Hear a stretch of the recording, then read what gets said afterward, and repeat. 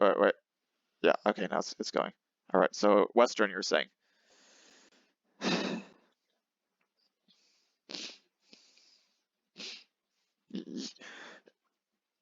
More, it's mostly clear. Sometimes I don't pick up exactly like there's a word that doesn't come across very well. But mostly it's good. Mhm.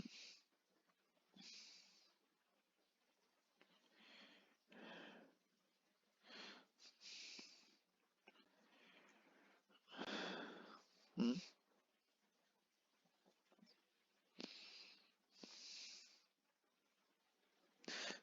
Uh-huh. Mhm.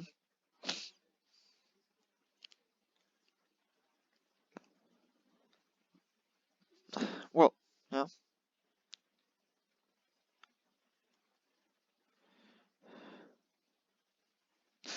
So I guess uh, in a way, I think that there isn't really necessarily a good definition of left or right because if you look at it historically, apparently it seems to have arisen from the French Revolution, and the left wing were just people who sat on the left, and those were who wanted to keep on, carrying on with the revolution and those ideals.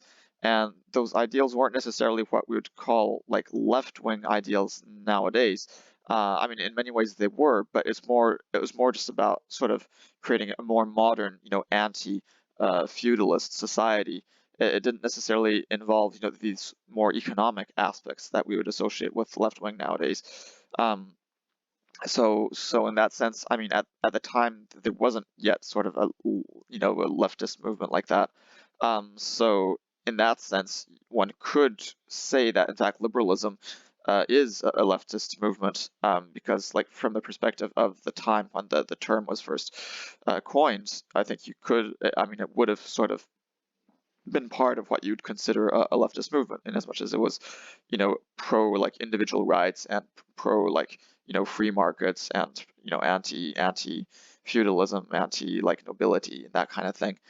So like, but yeah, I know at the same time that there's also a new sort of leftist movement that rose like over the course of the 19th century, and which is more like a socialist or socialist aligned movement.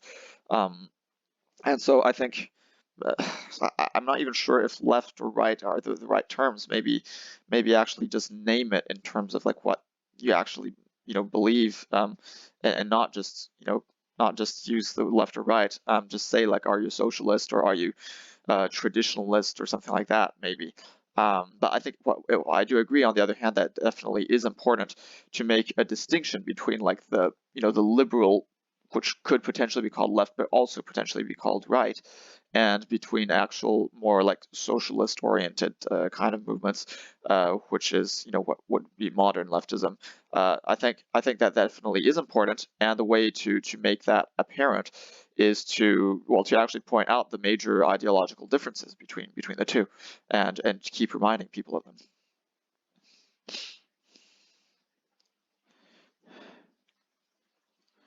Mm, yeah. Mm,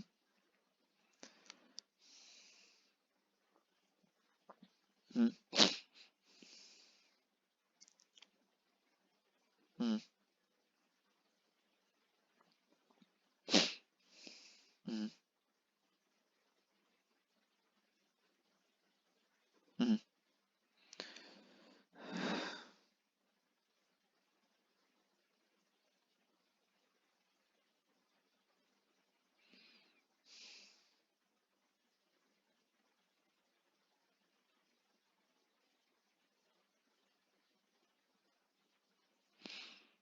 mm,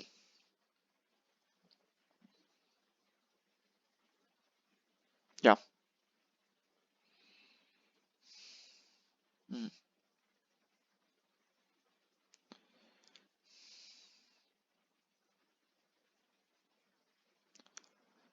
mm,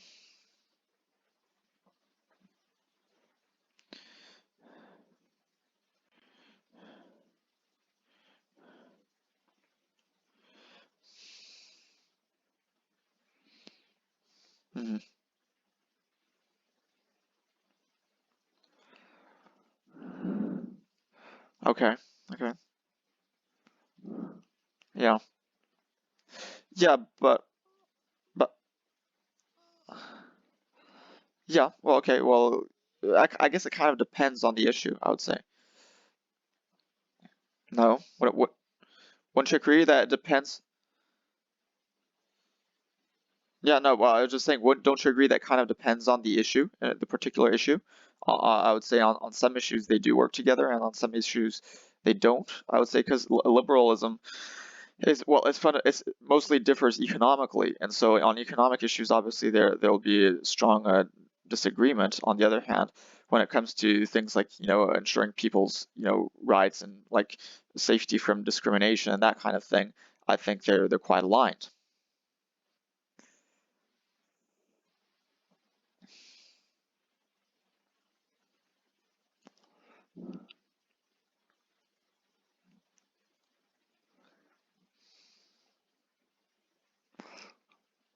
Hmm.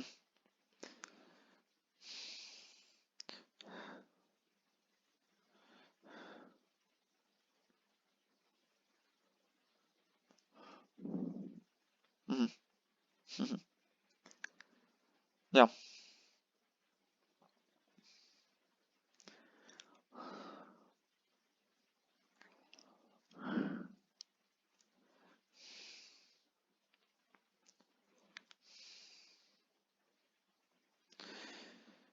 Yeah.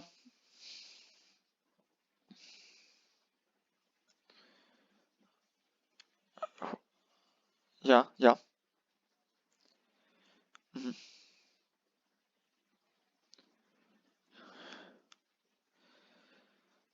Well, yeah. You don't. Well, I think the kind of I think they are, but it's just that they. I mean, the problem is at that point you're kind of defining, progressivism on social issues as being someone who also takes into account the economic, the economic dimension. Yeah. Yeah. Yeah. Hmm.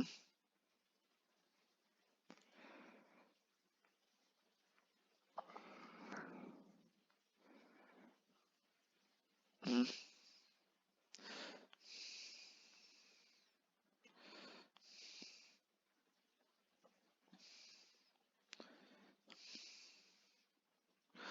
Well, I think it's more.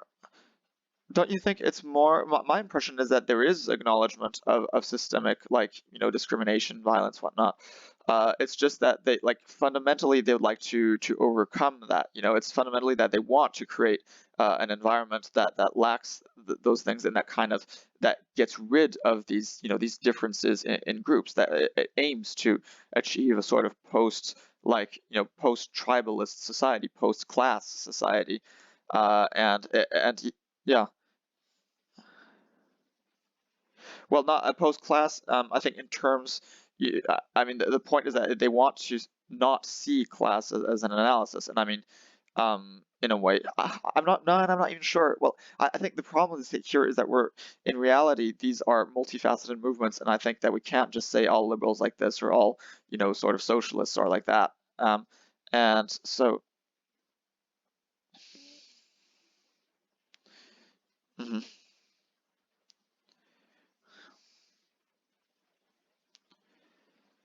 yeah, yeah, uh,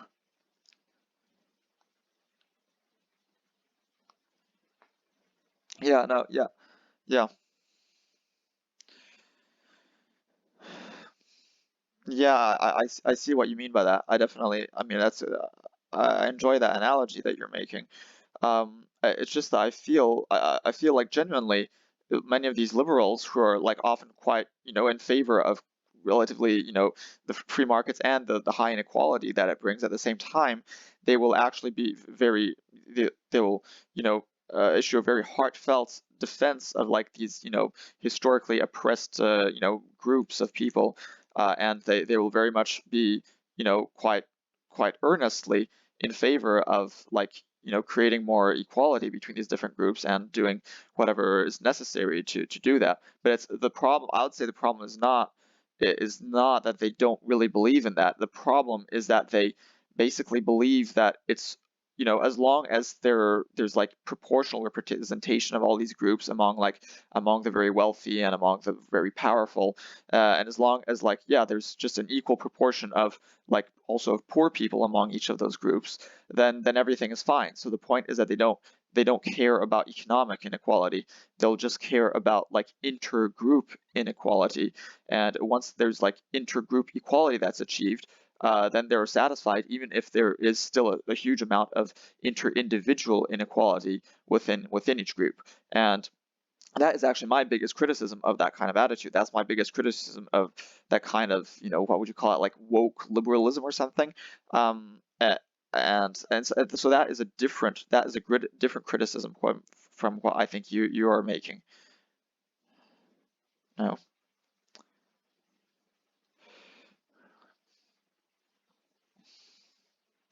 Well, it's a different vision, but it's definitely a vision that aims to create this equality. I mean, it depends what you consider progressive. What I'm observing is that you see these people that are definitely very intent on creating an equality between all these different groups, but that doesn't really care so much about creating inter-individual equality, and so is very satisfied with having ultra rich people and pretty poor, like at least quite poor people.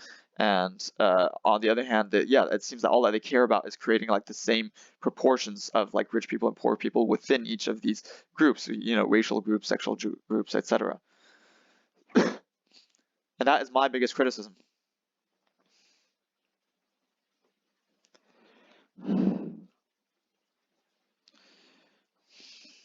Mm, mhm, yeah.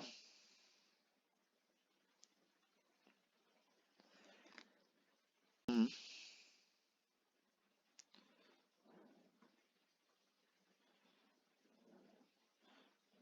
yeah.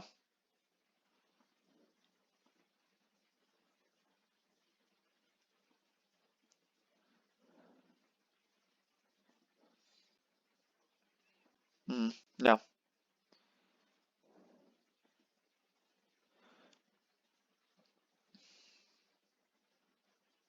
Mhm, mhm,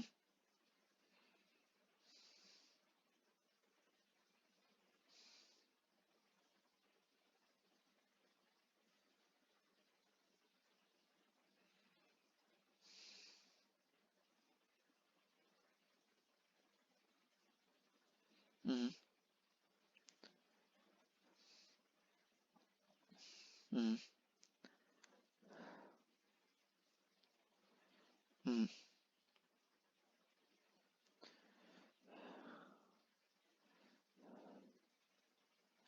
yeah.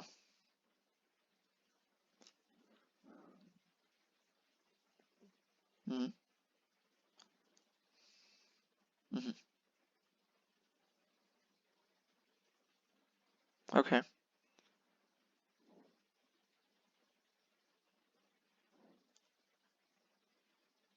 Yeah.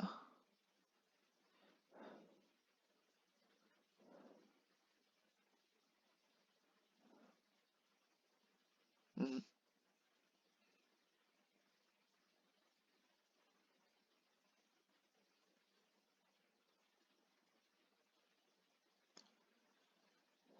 okay.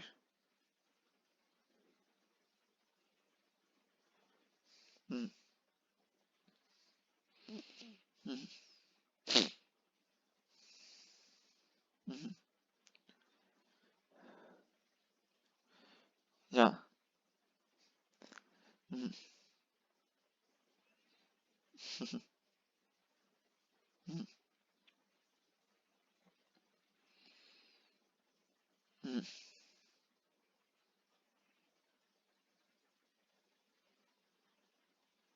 mhm,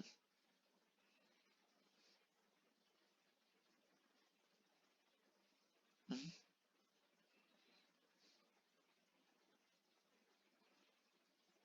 Yeah. Yeah. They do that. Yeah, I know. mhm, mhm,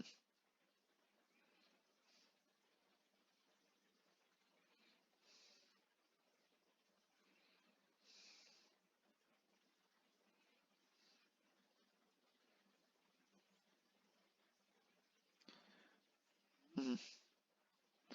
Yeah, yeah, yeah, I agree. Go for it.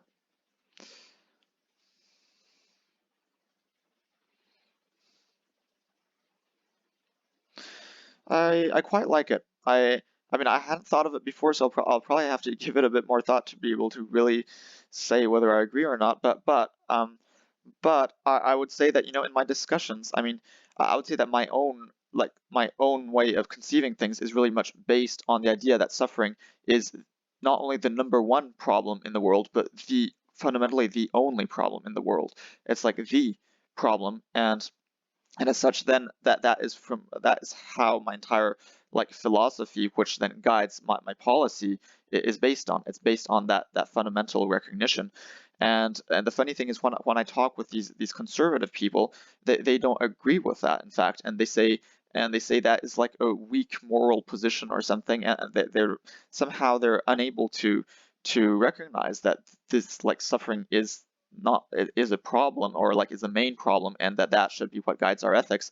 And I think that by and large, well, leftists do tend to realize that. I think that they don't necessarily tend to um, like quite so overtly intellectualize, be able to formulate it, so precisely. I think it's more like most leftists, I would say that unfortunately it remains more of just a subconscious kind of feeling for the lay leftist person. Um, but I would say that it kind of does inform most of the ideology, whereas I'd say that for conservatism, it's not about that. I would say, and I've actually done some very very like harsh criticism against conservatism, because precisely what I've come to realize is that conservatism is about, in large part, is about callousness towards suffering, and it literally is not only that, but it's about making others suffer for your benefit. I've come to realize this, that the fundamental guiding ideology, when you really try to figure out where do all these ideas come from, and where the source that I would say that the source of leftist ideas precisely is to eliminate suffering. So that is good. So fundamentally, that is what should be done.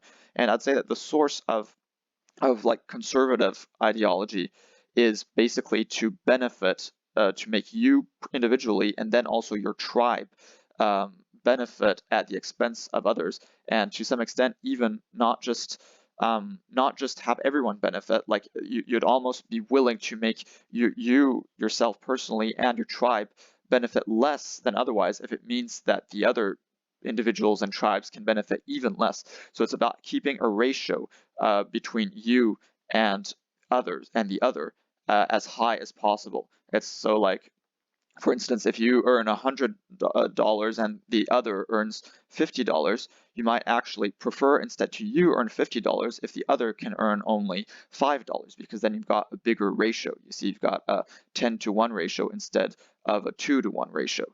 So you're willing to be poorer if the other person can be even much further down. And I feel that that is fundamentally what informs the conservative ideology. And so this is why I've actually been saying that conservatives are fundamentally evil, even though they don't recognize it. And the thing is that when they defend actual good concepts, such as concepts of like freedom, and fairness, which are good concepts, like fairness, like in terms of equality of opportunity, they will defend those. But fundamentally, it's not even so much because they truly believe in those concepts, but it's because it's a way of justifying the superior status of their own country. See, they say it because they use it to say, then look, we believe in this, so America is number one and should remain number one, and we should keep all other countries down.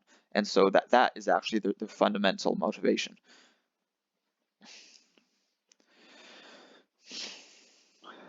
Mhm, mhm,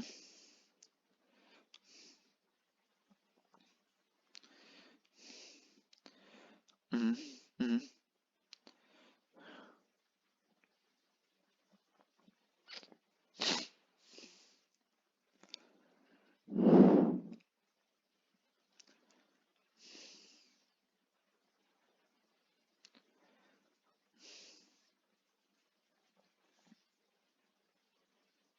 mm, mm,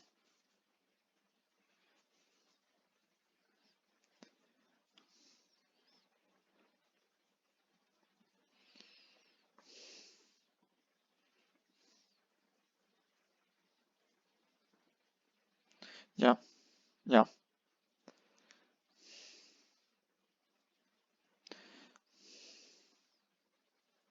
mm, mm, yeah,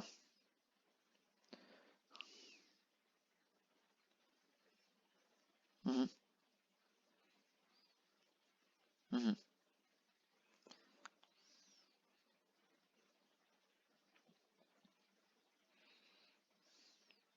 mm,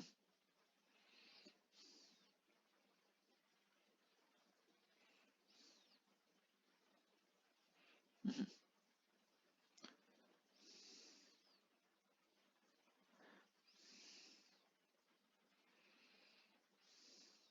mm, mm, yeah, yeah,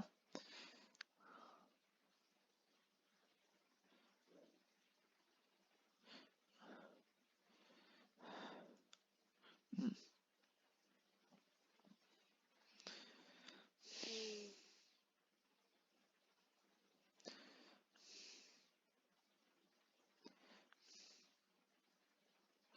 yeah.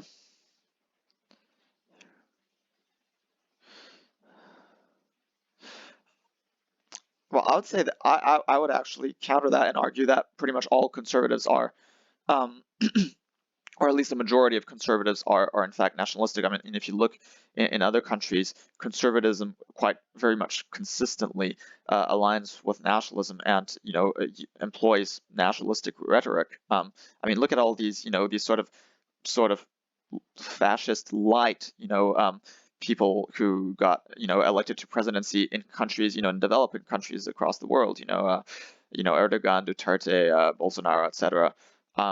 These people are, I think we could both consider them conservative and nationalistic, and I would say that it very much out counter it, that it actually tends to very much co-occur.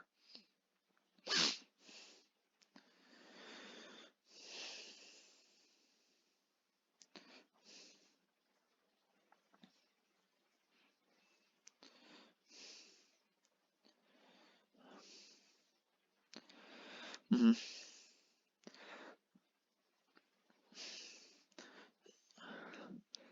Yeah, I'm not sure.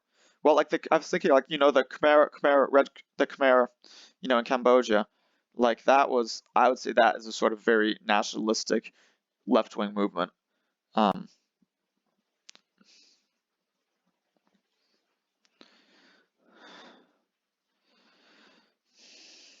mhm, mhm, mhm,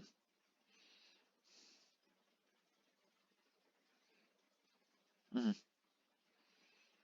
mhm,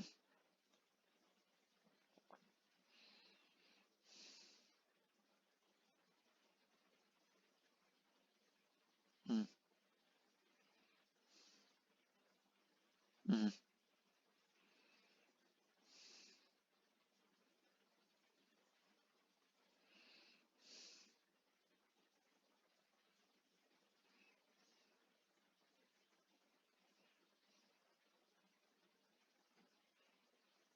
mhm, mhm.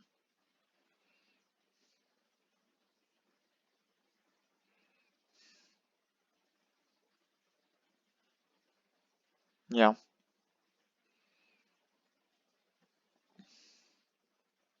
Mhm, mhm, mhm,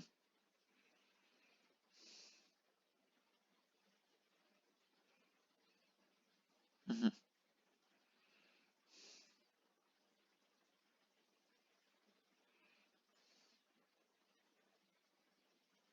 Yeah. Mhm,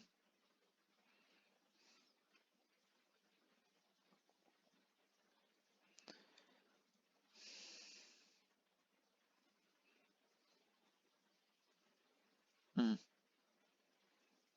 mhm.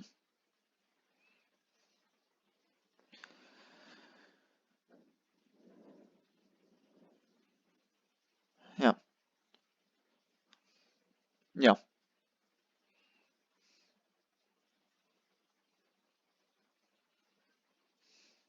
Hmm.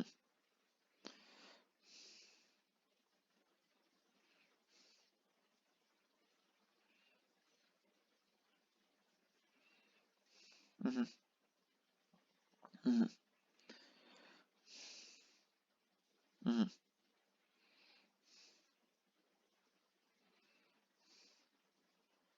Yeah.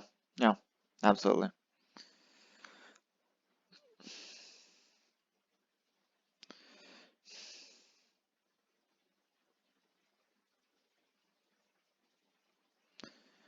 Hmm. Hmm. Hmm.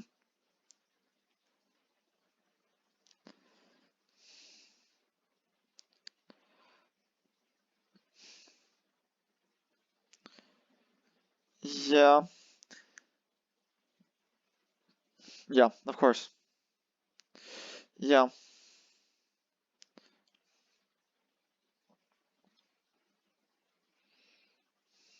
Hmm.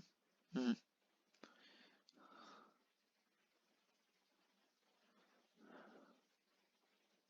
Yeah.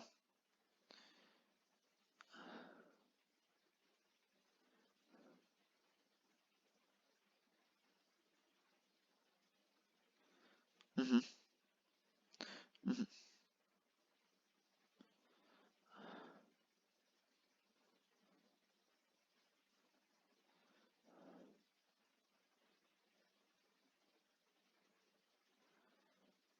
Hmm. No, I think you are, but in a way, I'm kind of concerned that from my perspective, I would say that you're maybe committing also a kind of error, which I'm not sure exactly how to label, because I don't know if there's like a well commonly used term for this. I probably haven't come across it, but yeah, okay. So yep, maybe you know this idea.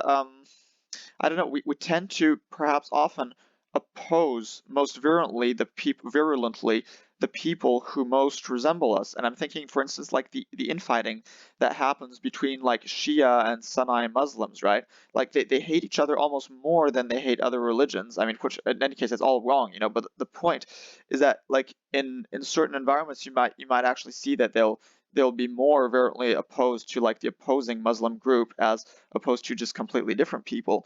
And likewise, I get the impression, well, for instance, one thing I notice is that among like European culture leftists, which I also includes things like U.S., Australia, etc.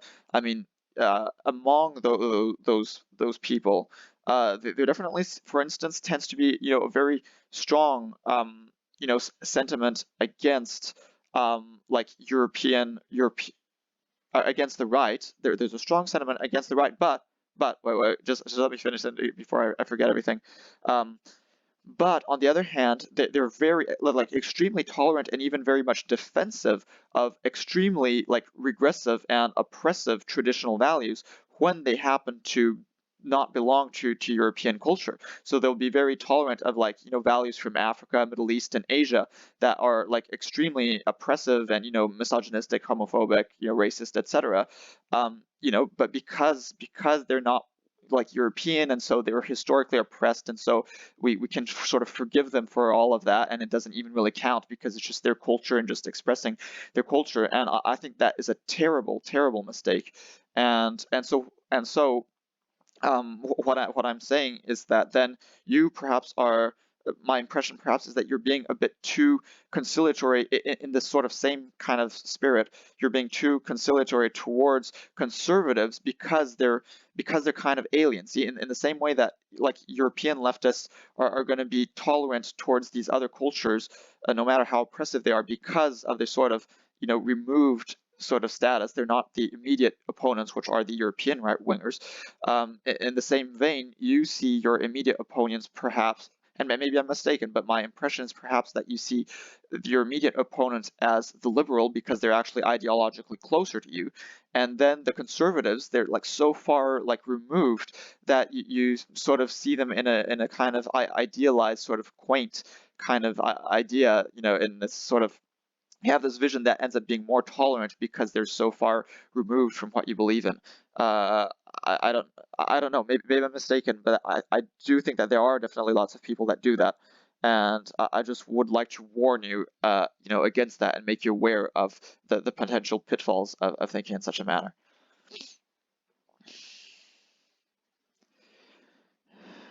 Mm,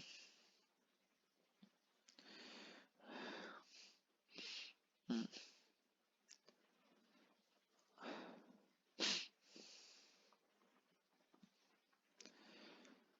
okay.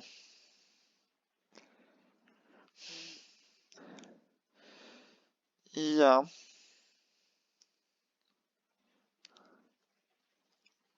Mm, okay. Okay. Yeah. Mhm,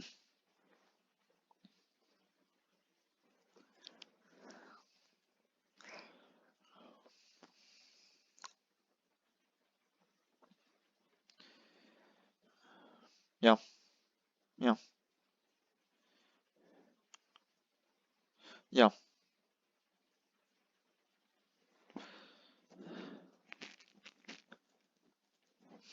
Mhm,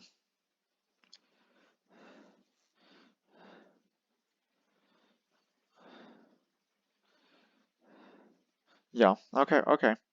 Um, I don't know. I'm sort of torn between adopting a more conciliatory approach and maybe a more hardline approach. I'm not necessarily sure that. Yeah, I'm not sure which is better. Yeah, yeah,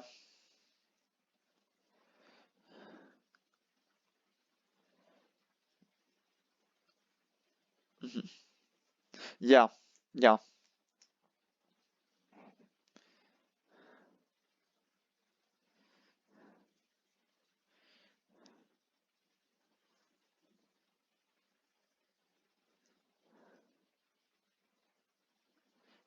mhm, mhm,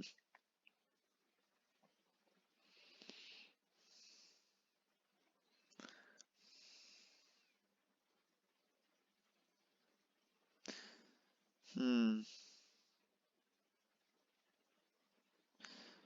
yeah,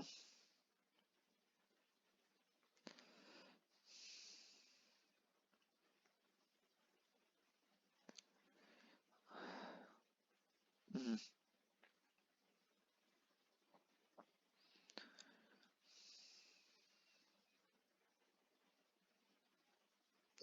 okay,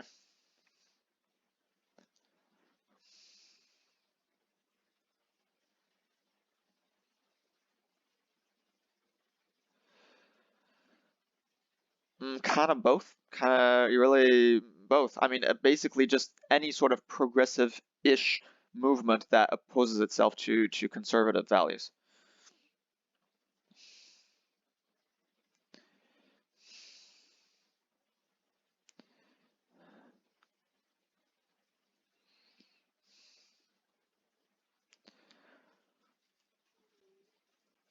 Mhm,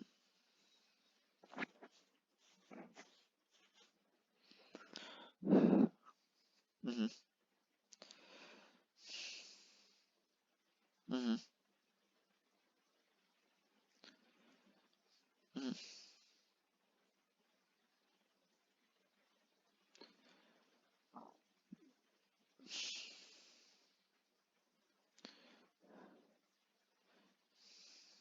mhm. Yeah. Uh-huh. Mhm.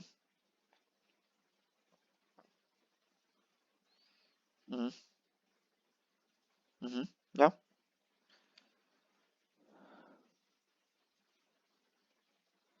Yeah. Yeah. The other way around. Yeah. Yeah. Yeah. Yeah. Yeah. Sure. No problem.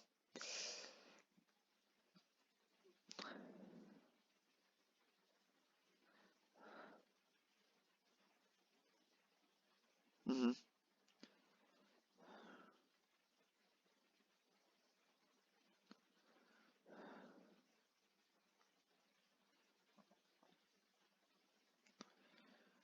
Mhm.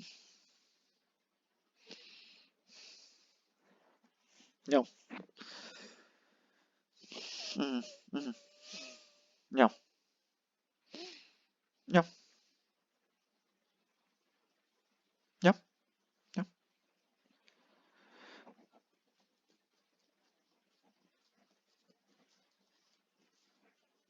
Hmm.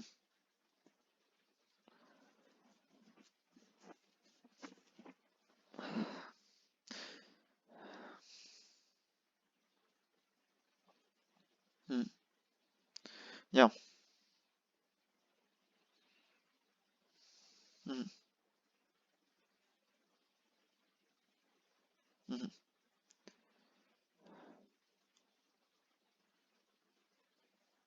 Yeah. Yeah. Yeah. Hmm. Yeah. Hmm.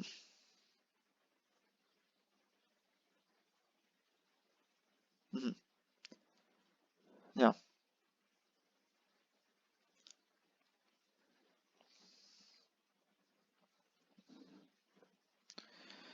Hmm.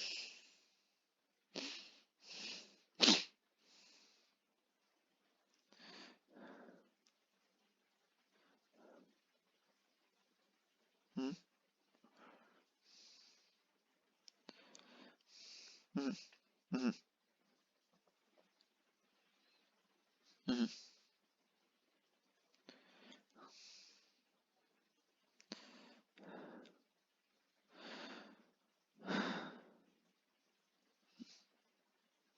Hmm.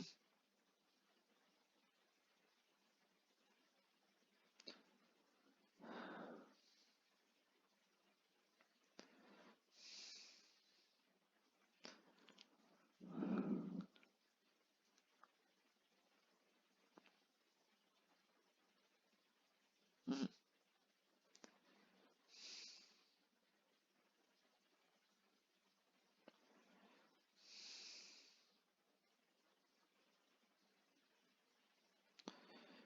Yeah. Yeah. Yeah.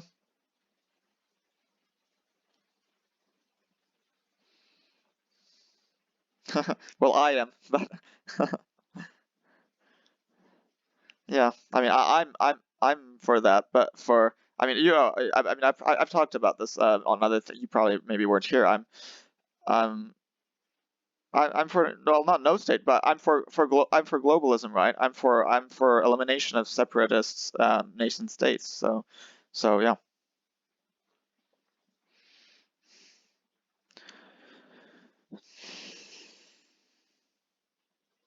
Hmm.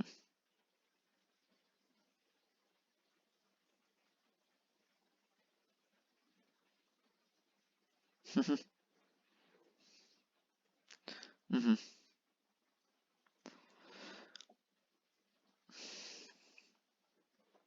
Hmm. Hmm.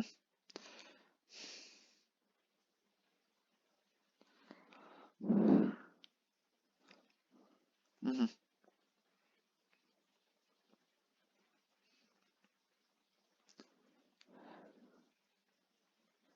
Hmm. Hmm. Hmm.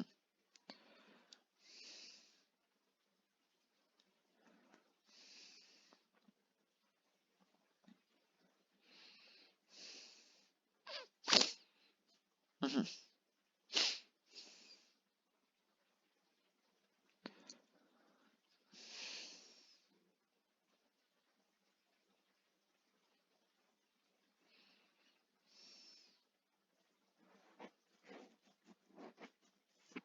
Hmm.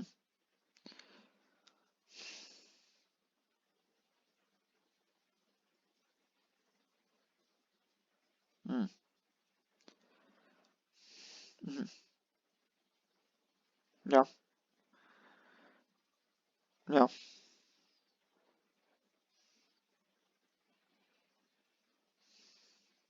Hmm. Yeah. Yeah.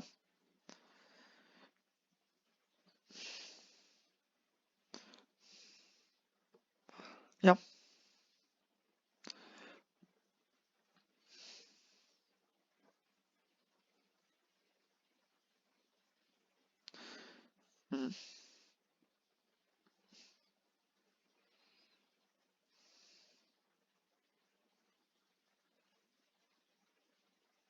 Hmm.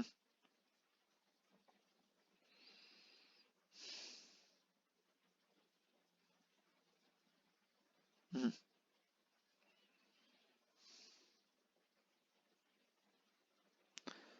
Yeah, yeah, I agree. I agree with that.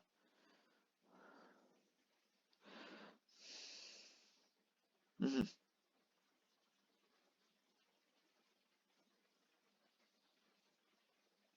Hmm.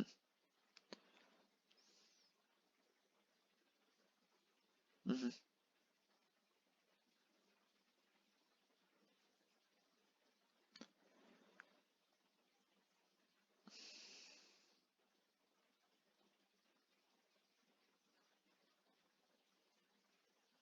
Hmm.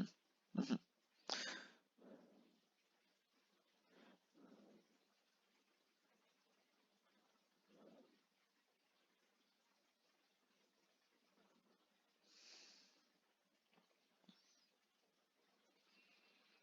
Yeah.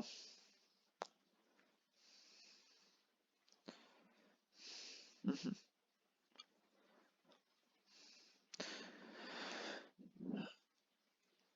Yeah, no, well, I think it's interesting what you're saying, and well, it's not just interesting. I think it's at least largely accurate.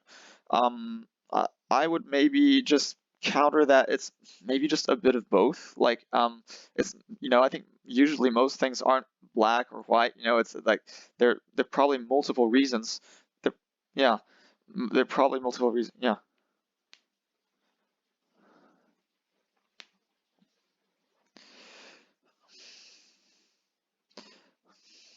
Mm, mm. You think? I wouldn't say I don't actually think they're incompatible. I would say that they're actually very compatible. Uh, like I really don't see why would ideological proximity and then the concept of like seeing things in terms of power struggle, why would those be incompatible? Why couldn't you just sort of combine the two and end up with what we're seeing? Because I think that is actually probably what we're actually seeing. That is my impression.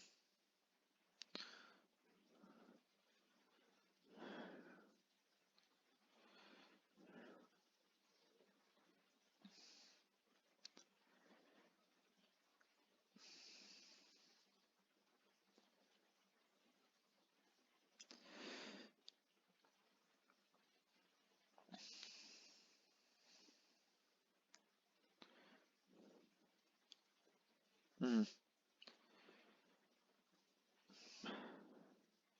Hmm.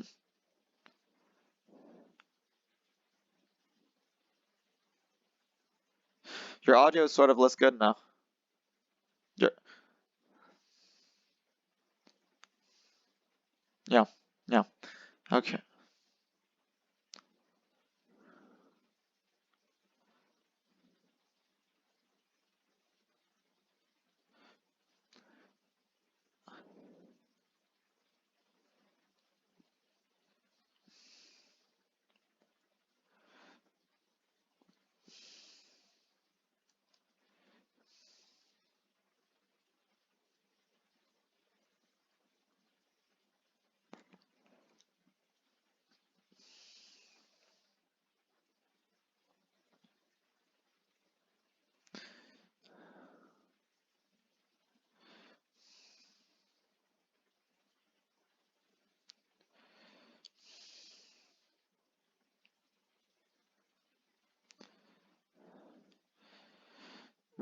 Yeah, but the thing, I'm just not really certain because I would say that, like, in a way, the very fact of considering that viewing things in terms of power imbalances is superior is in and of itself a form of ideology. You see what I mean? I think ideology is inescapable.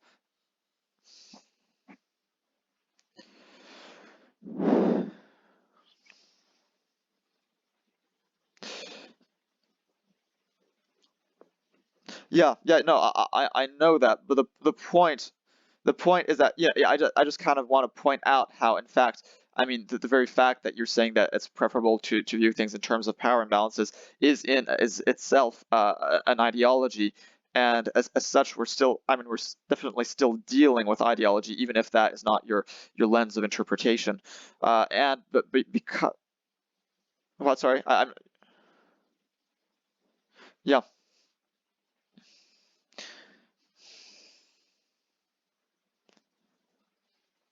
yeah, yeah. But and no, and in a way, it's not just. I mean, it's not just ideological proximity because I mean, it was also things like it's proximity in general, not necessarily it's proximity of any kind. In fact, that I was bringing up, because one of my examples was, like I said, it was European like progressives against European conservatives, and these European progressives so opposing European conservatives but defending non-European conservatives. So in this case, it's not so much that the European progressives have ideological proximity to the European conservatives, but rather that they have like cultural proximity, that they have like physical geographical proximity.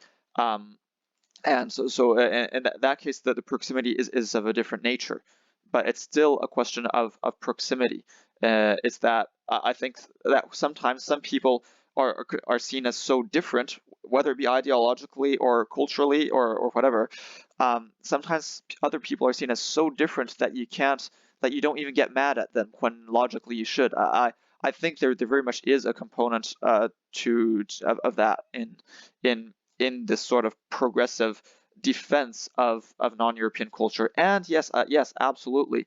I think that I mean probably the most important factor is that this conception of these non-European cultures being in a position of weakness, and as such that they ought to be defended because they are in said position of weakness. And so that is, of course, there's also very much a strong analysis that takes into account these imbalances in power.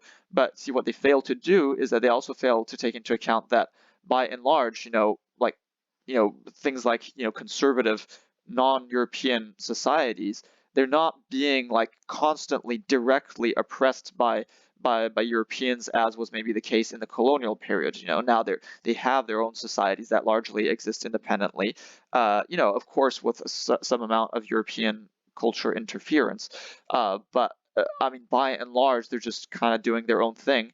And most oppression that individuals are experiencing within these developing non-European countries, most of the oppression isn't at this point directly coming from Europeans, beyond the fact that I mean it is in a much more kind of broad big picture perspective, but it's not even a perspective that is being used by the leftists. And I mean, at the sort of more in the way that people usually conceive things, the oppression that is actually happening is mostly by other people of the same culture, like literally, conservative Muslims, conservative Hindus, whatever. They're oppressing themselves, and most people who live like in Pakistan or India or whatnot, these people are being oppressed, but they're mostly being oppressed by other people of their own culture. And this is something that unfortunately the left and liberals tend to liberals have the sort of more how shall we say, tolerant of other countries and cultures vein. I would say that these people they systematically fail to recognize this, and as such, again, they will kind of end up minimizing the suffering of the people in these cultures, and tend to attribute the blame to like solely to European culture and like to past historical factors. They'll blame everything on past colonialism, and I think that's a mistake. Of course, colonialism was very oppressive in many ways, but that I don't think that is can allow a complete absolving of all the oppression that is currently being done by these other non-European cultures against their own members. I think that that's a very big mistake, and I think much of the reason for that is actually one of the fundamental like flaws of what you'd call like sort of modern leftist thinking, the sort of thinking that arises from like Marx and co, and which is to kind of see things through a group a group identity lens as opposed to individualism, and as such you consider that they're just groups, and they're like stronger groups and weaker groups, and that it's and there's this tendency to just then consider people as just being interchangeable members of a group, and failing to see that then members can be individually oppressed by their own group. And there's this tendency to then just see like you know Islam, for instance, as just and Muslims and Muslim culture as simply an oppressed group by the stronger group of European culture, and fail to acknowledge that within the group of this oppressed group of Islam, there are actually lots of individuals that suffer from Islam itself, and then that again comes from the sort of uh, group thinking, groupifying. I don't know the right terms, but like groupifying. Hopefully that is sort of clear analysis, and again, that is the same thing that is being done when you look at these groups, like for instance in Western country, when you analyze, for instance, the groups. Like you say that like black people have been historically oppressed, women, etc., homosexuals, transsexuals, all of these things, like these groups, yeah, transgenders, yeah, um, these groups, you analyze this just solely from the perspective of a group, but and then as a result, because of that, you fail to acknowledge what's actually happening at the level of the individual, and that's also why you'll see like certain, but this will be more like liberals, of course, who will actually just accept to see strong differences between individuals as long as there's equality between the groups, and this stems from just this sort of mistaken group-focused analysis. And then, well, another thing that you'll see is a tendency to maybe like be more, more defensive and try to like overwhelmingly help and like disproportionately help the members of a sort of one of these groups that have been historically like oppressed, or that maybe are to some degree still oppressed, and so you'll actually end up doing reverse discrimination, and I think that is also a mistake. Like literally, you'll be helping out poor black people but not poor white people, and I think that is also to some degree a mistake. I mean, of course, poor black people face additional discrimination, but I think that additional discrimination should be addressed where the discrimination is happening, and not it shouldn't be compensated for by reverse discrimination in other fields. So that's just my whole critique of like of this group of excessively group oriented analysis, and which fails to take into account like the actual individual and what the actual individual person is going through. And I think like individualism is in a way a sort of modern progressive value, and in a way I feel that in that sense leftism, in as much as leftism has a tendency to see things in terms of groups, it's actually not being progressive, and it's actually being regressive. Of course, yes, there are these groups that things people are also being treated according to groups, but you can't just see things that way, and you can't even like majoritarily see things that way. And I think there's the problem is that there tends to be an excessive focus on that group and on like group rights and like identity and that kind of thing, and I think that is actually harming people. Mhm. Yeah, yeah, yeah, sure, sure. I was going to finish it. I was finishing on that.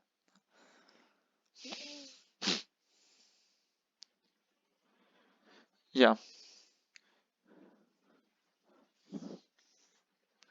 Yes. Yes. Yeah.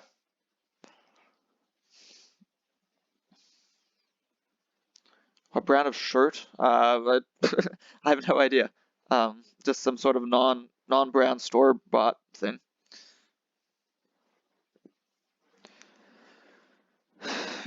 Mm, like I'm not even good with that stuff. Like what is there? Like I know these sports things like Nike and stuff like Adidas. Yeah, Levi's. Yeah.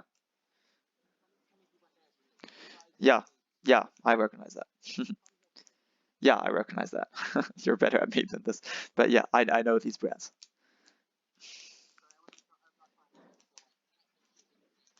Mhm. Yeah.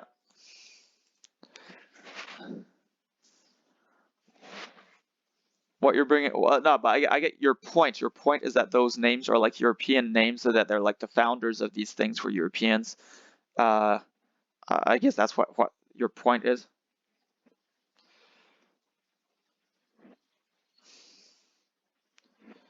But it's anything. It's just anything in the past, essentially.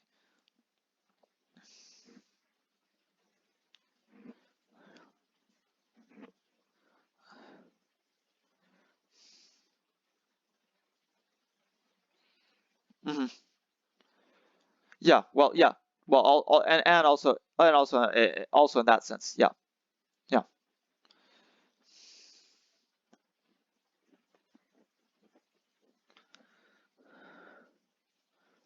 Oh. Okay. Hmm. Yeah. Yeah. Hmm. Yeah. Hmm. Hmm. Hmm.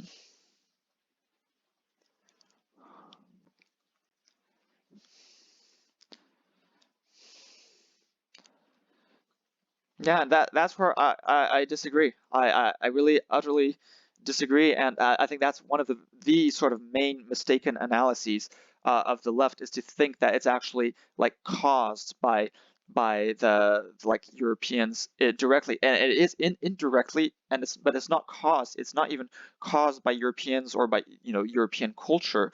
What it's caused by is fundamentally by nationalism. And again, what I advocate for is a global society because the only way to eliminate unfairness, to eliminate injustice. But again, it's not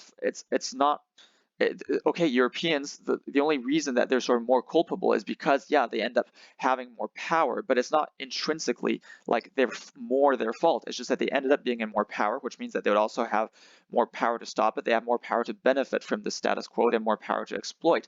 But the thing is that fundamentally, all these countries operate with all these cultures and countries operate within the same mindset, and that is a nationalistic mindset, and it's a mindset of basically wanting to make your own country benefit, even if it's at the expense of others, because that is how societies have functioned for forever. Because that is, I mean, literally, that was how evolution was made people behave. Because basically, as a society that was tribalistic, that did try to put other societies down, well, it would take over and it would end up winning and it ended up transmitting those culturally determined behaviors and even biologically determined behaviors to their more successful descendants. So in the end, we just ended up with a species which is highly tribalistic. So my point is that anybody would have done the same thing in the same situation, and that honestly, considering that the sort of position and power that European culture is in, it's actually not doing too bad. It's not being all that horribly oppressive, and in fact, in many ways, it has like very like more progressive, more good, helpful values. Even though of course there's lots of oppression that is going on, but the point is that it's not.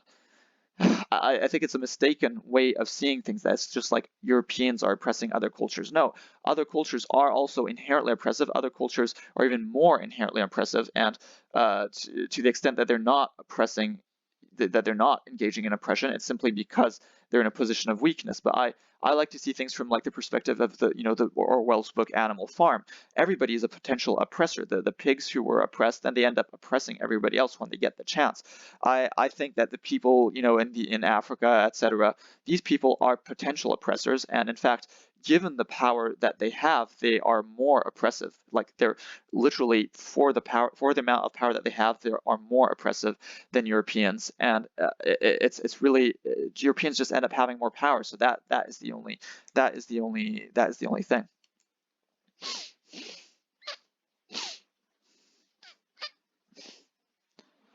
Yeah, and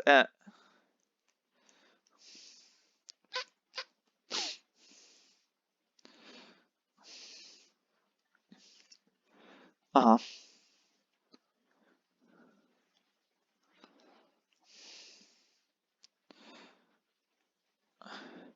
Well, again, you're speaking in the United States. You're talking about the United States. In Africa, they're in Africa, there's genocides of black people against other black people, especially, and also to a small extent against white people. That has been that is and has been a thing. I don't think, again, I don't think it's correct to sort of in a way it's almost racist. In favor of white people, because it kind of it gives much more agency to European people. It pretends like it's like other people are just completely helpless beings that are just have absolutely not responsible for their actions.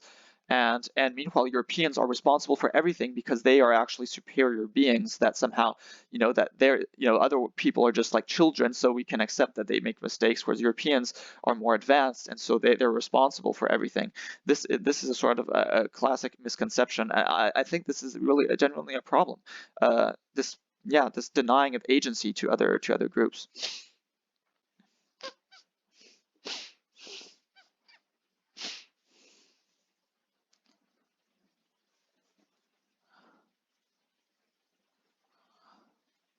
What what?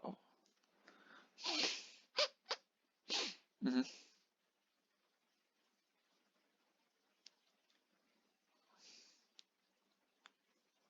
Uh-huh. Uh-huh.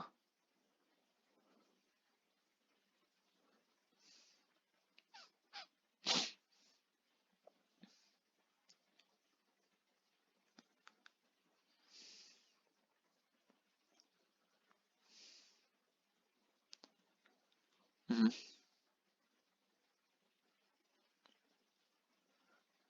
Hmm.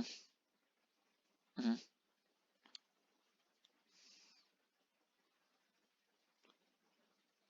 Hmm.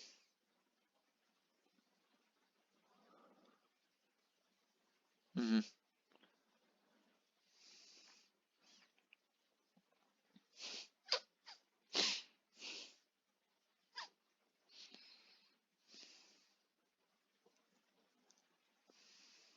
Hmm.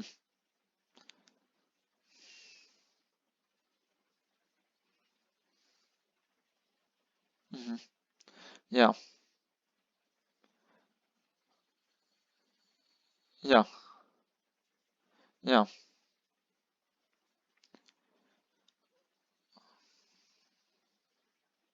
Hmm. Hmm.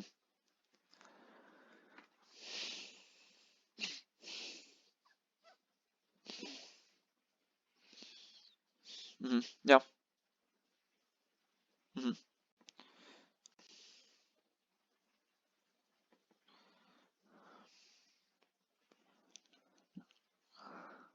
Hmm.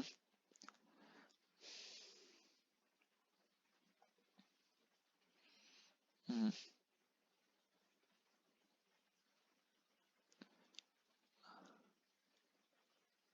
Hmm.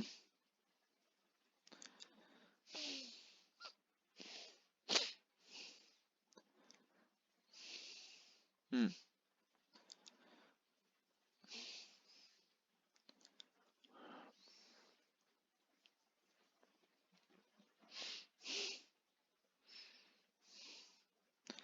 Hmm. Yeah.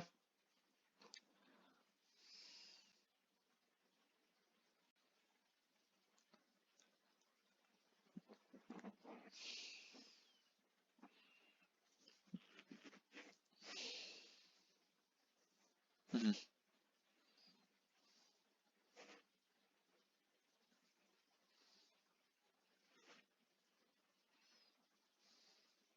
Yeah.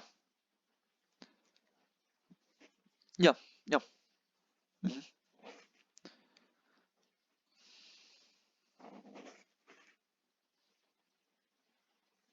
Hmm. Hmm. Yeah. Yeah. Hmm. Hmm.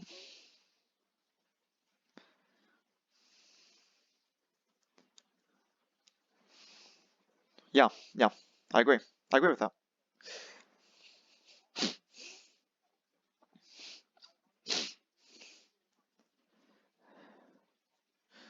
Hmm.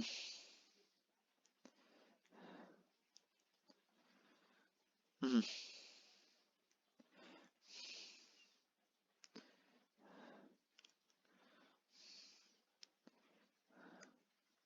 Mhm. Mhm.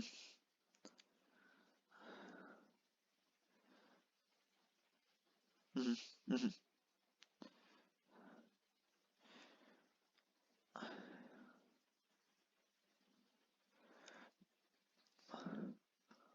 Yeah,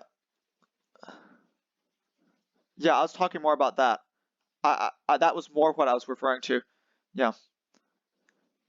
Because not I was not so much complaining about black nationalism in opposition to like white nationalism. It was more like black, because there are lots of different, that's like in Africa itself, people don't even see themselves as like black. They just see themselves as whatever tribe they happen to be, and then they'll be nationalistic for their own tribe against another tribe, and there's often big conflicts between these tribes, and that is sort of what I was referring to, and that is problematic.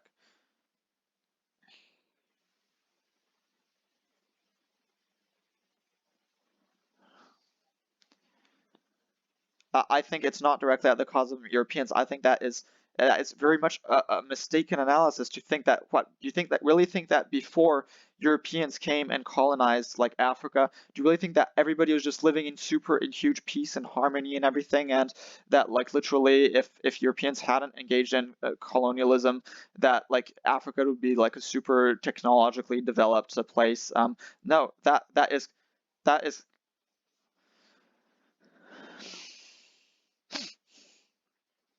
yeah, but I don't think it's not because of colonialism.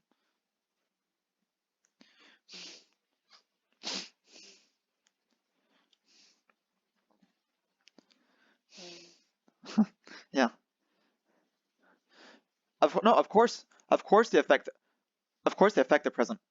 No, it affects the present. It causes the present. My point is that the present wouldn't necessarily better if there hadn't been colonialism. My point is that if you actually look at the outcomes in African countries, you'll even see that the countries who were colonized the longest are actually the ones that are now doing the best. So I don't think, I think it's a completely mistaken, like literally for millennia, Africa was just, just not very advanced, not very developed society, and suddenly like and Europe wasn't either. But then suddenly like there was lots of technological and societal development in Europe, and Europe suddenly and then sort of took over the rest of the world. And yes, in some ways it was exploitative, but it also brought some of that development to those countries. I think it would be mistaken to deny that. And I mean, to the extent that Africa would have developed better without colonialism, if we didn't have the colonialism, the oppressiveness of colonialism, well, it only would have been thanks to the technological development that still originated in Europe. The only way that Africa would be better than it is now is if we'd had a totally benevolent colonialism, which was really intended to develop Africa instead of also not just developing it but exploiting it. That is a fact. Why? Like you don't? Yeah. It, it's not it's apologism of again. The problem is that you're one of you're perceiving things like literally think about the Australian Aborigines, for instance. They were just hunter gatherers for 50,000 years. They would have just kept on being hunter gatherers for thousands and thousands of years more. Um, do you don't you see how like Australia, if Europeans had not colonized Australia, it would still be a country of hunter gatherers. Likewise, Africa, if there hadn't been this colonialism, likely would still be sort of at a sort of medieval level of development without the progress that happened not in Europe. Why do you,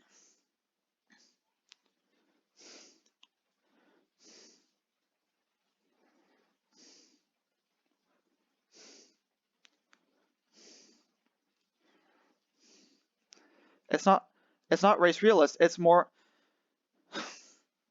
No, they aren't. They aren't. That it was due to it was due to histor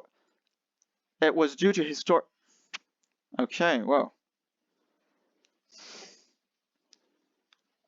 what the fuck?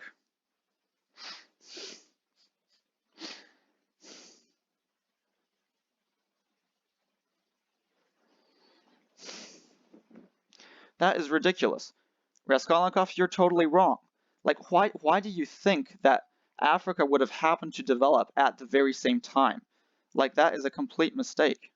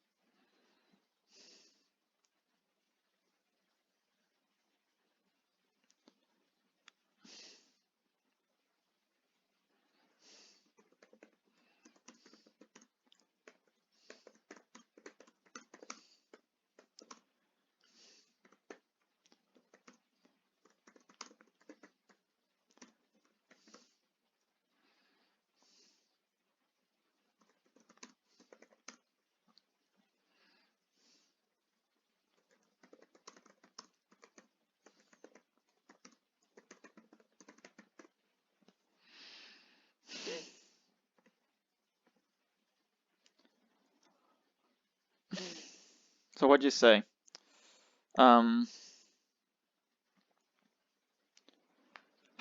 you say I don't think it would have developed as well, though Ethiopia, the only non-colonized country, did. What do you mean? Yeah, it was partly colonized, and Ethiopia didn't like develop particularly well. Liberia right now, which has been the longest like non-colonized country, founded in the early 19th century by by slaves, ex-slaves from the U.S. Liberia now is literally the country with the lowest median income in all of Africa and the world, practically. Like so, like Liberia has been non-colonial for a much longer time, and yet it's like completely, it's gotten nowhere. Um, and like Ethiopia is not is not doing all that great. It's not terrible. It's not doing, it's like there's not much it's just like there's not much difference. I don't think I don't think and like to the extent that Africa now has like things like electricity and cars and stuff, it's thanks to European technological development.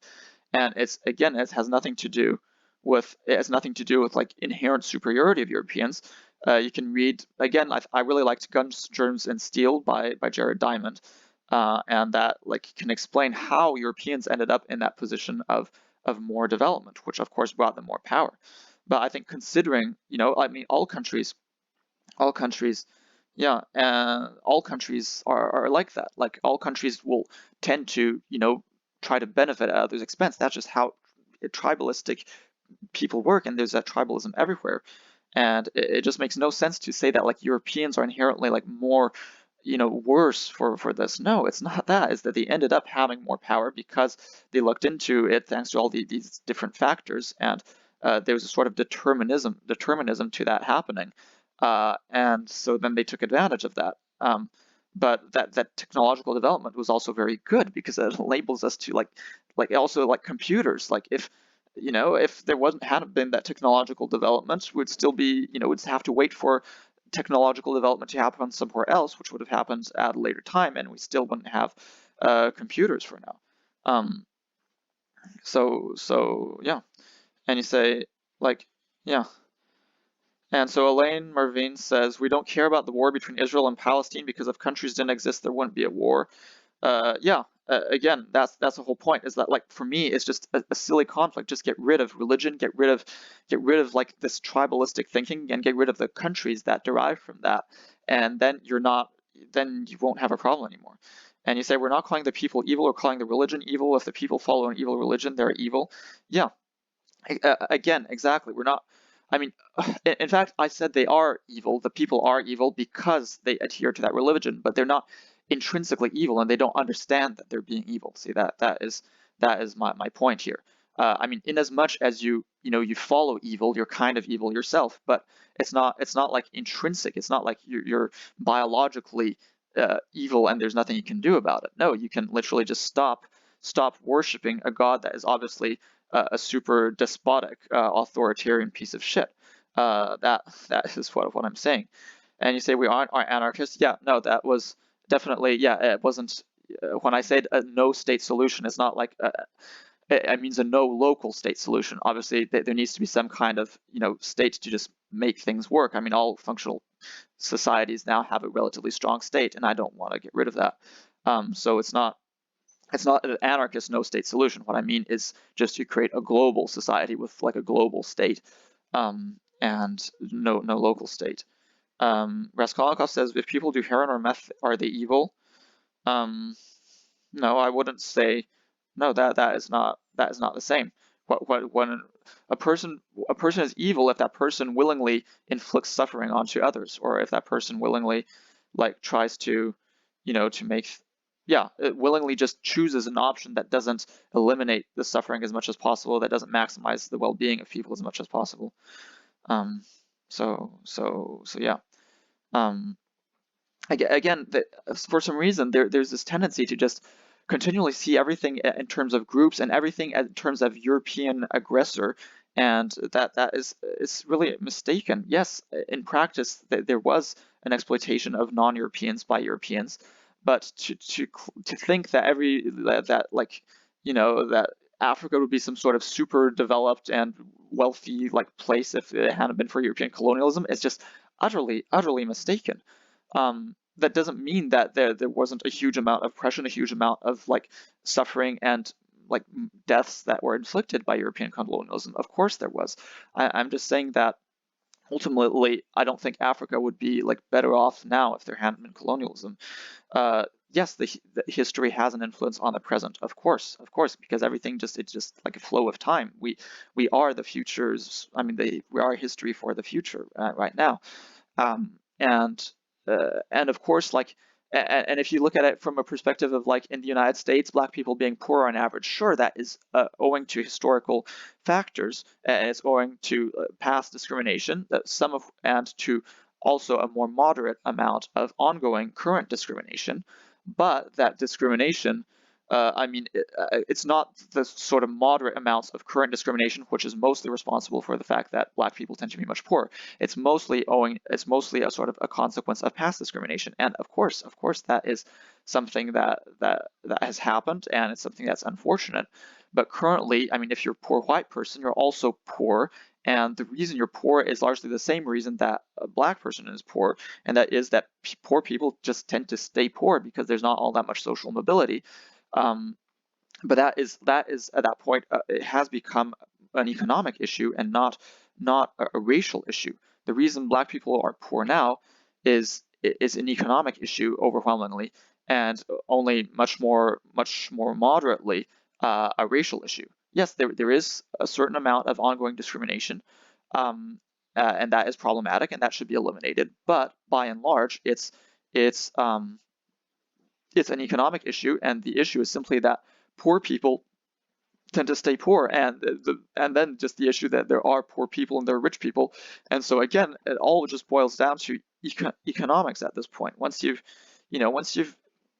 gotten rid of like overt major forms of racial discrimination, the main issue is not racial discrimination. The main issue is a system which is highly unfair economically, and which is why again I advocate for simply getting rid of that through my global basic income, global income cap, and don't focus on race. You just, again, we should aim to implement a post-racial society. I don't think that sort of trying to micro-regulate sort of races and the way that they're treated is the best way to do that. I think the best way is to kind of try to put that behind us, and of course recognize that there has been racism, that there is still ongoing racism, and of course fix that when that is occurring.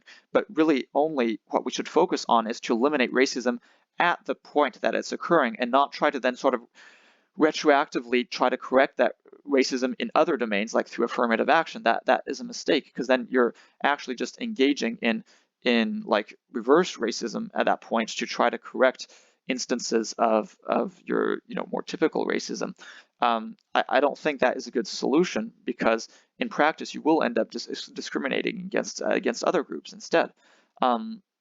And you'll just end up perpetuating this racialized thinking. You'll end up perpetuating this sort of group identity thinking, and which will divide people and perpetuates tribalism. It perpetuates division between people, and it makes just people like not see each other as equals. And like I don't think that's a good thing. I don't think that that's helpful.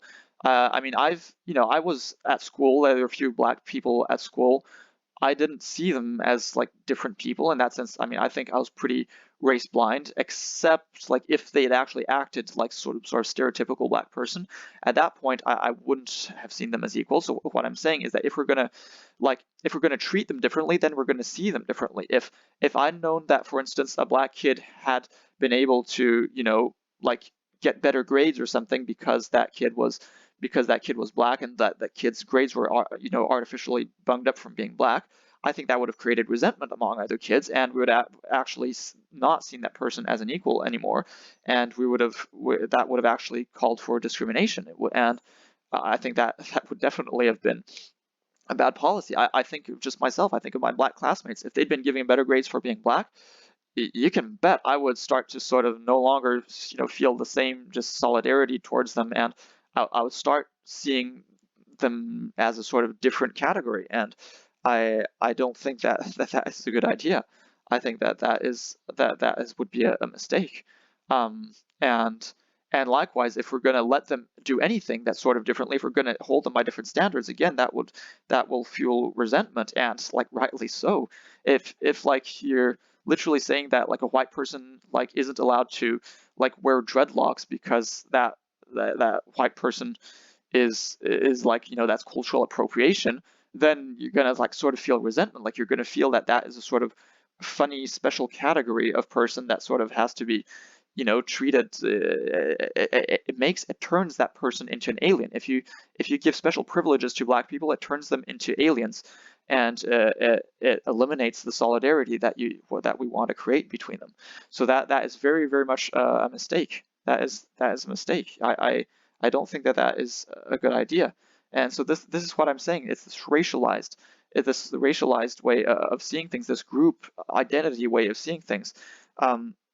It's not good. It's not like it's not actually going to solve the issue of racism. I think it's going to a large extent, it will exacerbate racism. I mean, literally it would piss me off. And like, don't, I mean, literally things like electricity, things like engines, and like those things were developed by Europeans, by the technology that arose from Europe. And like, if you're going to complain about like cultural appropriation, maybe you should also not let black people like use engines. Maybe you shouldn't let them drive or have cars, because it's not like blacks you know originally, in their own culture, African culture. I mean, sure, black people, in as much as they're part of European culture, they participate in that. But it's not like Africans came up with the internal combustion engine.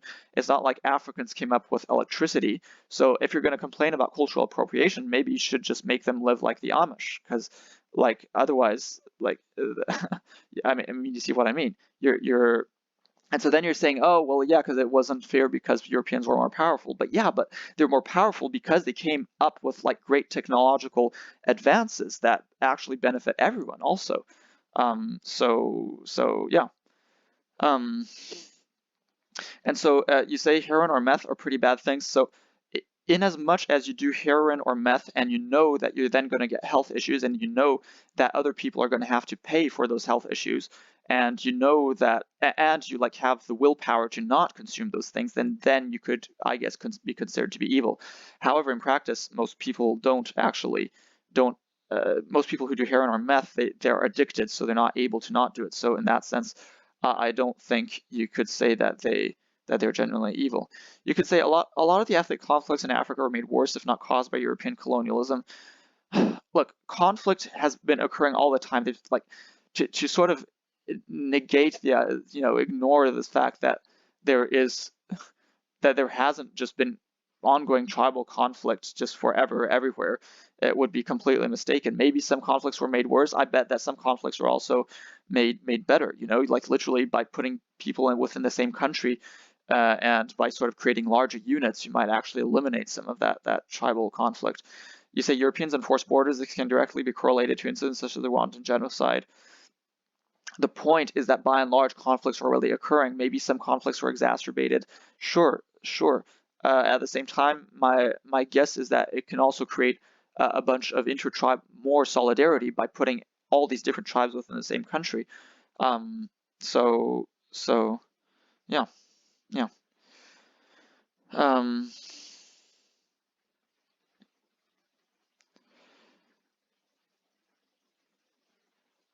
Yeah, and so you say you fail to see the argument, Nathan. You could say Native Americans are far more advanced than they would have been without colonialism. That still doesn't disregard the fact that 90% of them were killed.